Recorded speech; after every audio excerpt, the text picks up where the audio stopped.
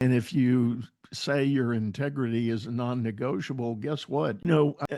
I do an exercise with my clients. Once we've done that work of creating that list of what you want, what you believe, what you value, and even if you can identify your non-negotiables, Mm-hmm. that's one set of data points to consider.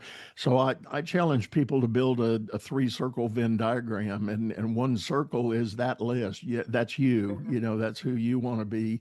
But and a second circle is your perception of what the company wants you to be from up Mm-hmm. above. Plot that out, and then do a third one for if you're leading teams, what do your people seem to be asking you to be?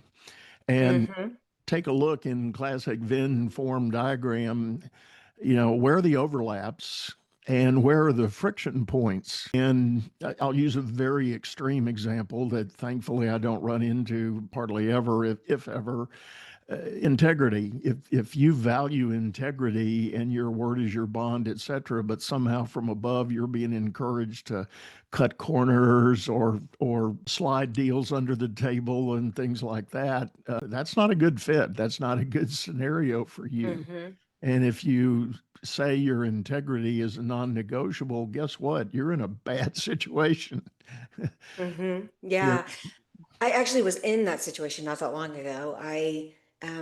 It's always interesting when you coach in corporate because you're not an independent 1099 consultant, so you can't kind of run the business the way you want to. You kind of have to do what the corporation wants. And there's, obviously non-negotiables, but then there's an area that you're willing to work in.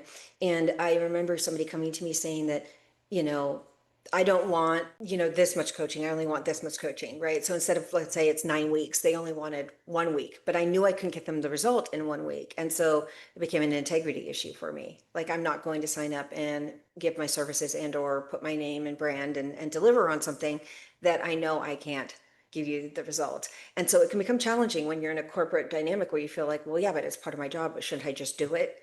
And the answer is it's up to you, but I know what the answer is for me, right? And so I had to politely decline and say, no, like this is what I know gets results. You hired me because I'm an expert in this space and we're not going to get results with this. So why don't you, sit, get your time back and move on. Yeah.